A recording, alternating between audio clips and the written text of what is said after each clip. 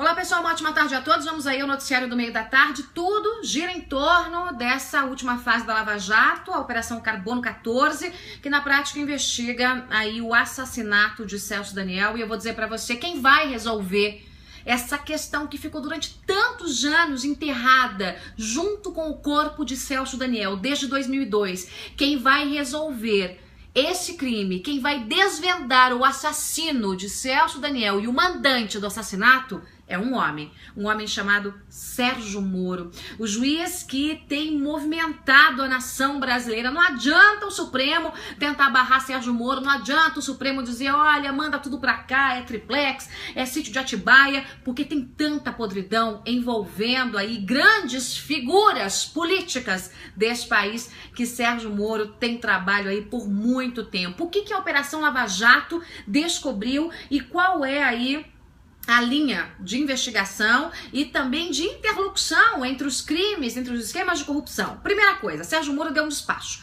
No despacho ele deixa claro por A mais B que o assassinato, a execução de Celso Daniel pode ter relação direta assim com os crimes de corrupção envolvendo o Petrolão, o PT e seus aliados.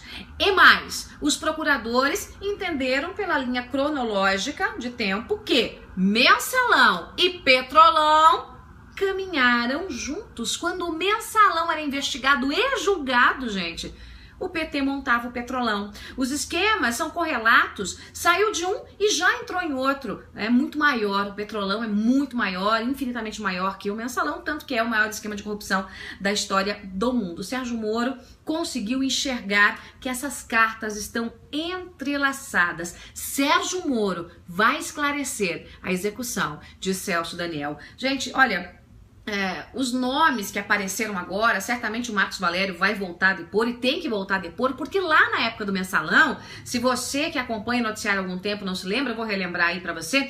Lá na época do Mensalão, o Marcos Valério disse o seguinte, olha, esse empréstimo aí de 12 milhões aí que foi feito no Banco Chaim, foi feito pelo Bunlai, mas foi feito aí a pedido do PT. E o próprio Bunlai, amigão do Lula, quando foi preso, disse que o empréstimo foi feito a pedido do PT. E mais, Marcos Valério disse o seguinte, o Lula, o Zé Dirceu, eles estão sendo chantageados, o PT está sendo chantageado por aquele cidadão lá, o seu Ronan, que já mexia aí com transporte de lixo e também transporte coletivo, né? Olha, o Ronan tá chantageando e tá dizendo que vai colocar a boca no trombone, que vai falar da morte de Celso Daniel, que vai falar do assassinato.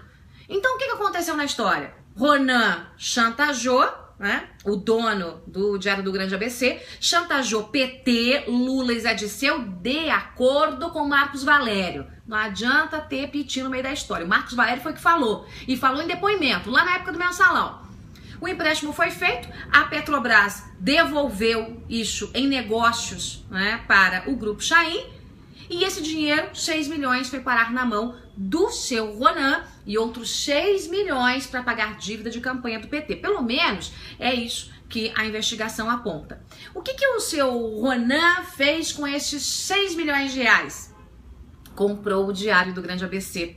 Se a investigação pegar os recibos de compra do Diário do Grande ABC e o valor da propina, os 6 milhões, o valor do cala-boca para o chantagista, vai se chegar à seguinte conclusão: o dinheiro foi usado praticamente todo para comprar o Diário do Grande ABC, exatamente na época em que o dinheiro chegou às mãos do chantagista. Gente, a Operação Lava Jato complicou de vez a vida do PT e fica muito claro, aí até pelo desespero na cúpula interna do partido, foi convocada em uma reunião de emergência para discutir o que fazer e como se fazer. Não é o que fazer. Não é o que fazer porque Sérgio Moro colocou a mão na história. E aí, minha gente do PT, não tem grampo com a presidente Dilma, não, né? Não tem conversinha de tentar levar pro STF, não. Ou o STF vai querer investigar a morte do Celso Daniel, até hoje não esclarecida. A execução do petista, até hoje não esclarecida. Você se lembra em quais circunstâncias aí aconteceu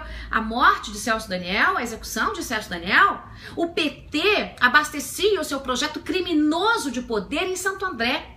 O PT abastecia através das empresas de lixo e de ônibus Seu Ronan fazia parte desse esquema. O PT achacava empresários.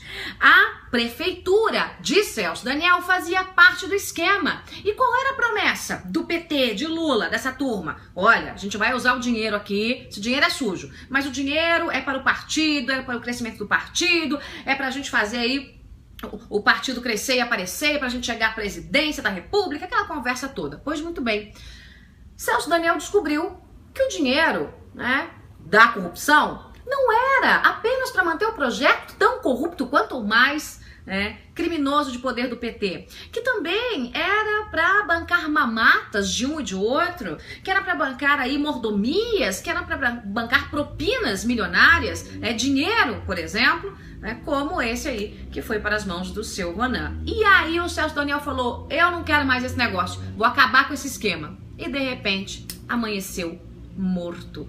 Essa foi a história de Celso Daniel. Foi assim que Celso Daniel morreu. A família sempre disse que foi crime político. As investigações foram abafadas. Se tampou o sol com a peneira, tudo ficou dito pelo não dito, apesar de que até as pedras da Praça dos Três Poderes sabem que a história contada até hoje envolvendo a morte de Celso Daniel não é a história verdadeira. A família sempre disse, foi crime político, e agora Sérgio Moro começa a desvendar essa história e a dizer o seguinte: eu vejo que tem cheiro de ligação entre o esquema de corrupção do PT, entre o Petrolão, entre o desvio de dinheiro da Petrobras, entre o empréstimo do Banco Chain e a morte de Celso Daniel. Eu vejo que há ligação entre a corrupção e a morte de Celso Daniel. E aí, minha gente, a casa caiu de vez. Eu já disse pra você, que em relação a tudo que foi feito aí pelo PT, em relação aos grampos, em relação aí à montagem do Petrolão e do Mensalão, o ex-presidente Lula está com o carimbo, uma passagem só de ida para o presídio. E agora a situação se complica ainda mais para o Partido dos Trabalhadores. Uma dica: quem tem que ser ouvido agora, gente? Quem tem que aparecer no meio desse cenário? Primeiro, Marcos Valério de novo, claro, ele vai ser ouvido novamente, até para, mais uma vez, dizer o que já disse, para referendar aquilo que já disse. Mas o Sombra, lembra-se do Sombra? O Sombra que seria aí o executor do serviço. O Sombra precisa ser pego, o Sombra precisa chegar às mãos de Sérgio Moro. Eu vou ficando por aqui, volto daqui a pouco para você. Tem mais informações aí envolvendo o Palácio do Planalto e mais desrespeitos à Constituição e ao bem público. E eu quero saber quando é que o Ministério Público vai fazer alguma coisa para barrar aí o uso do patrimônio público por essa turma do PT, como se fosse quintal da própria casa. Eu volto daqui a pouquinho e a gente conversa. Nosso encontro é às 6 da tarde, comecinho da noite. A gente se fala. Muito obrigada pela companhia, e para você que não assinou, assina aqui, Veja Joyce todo dia.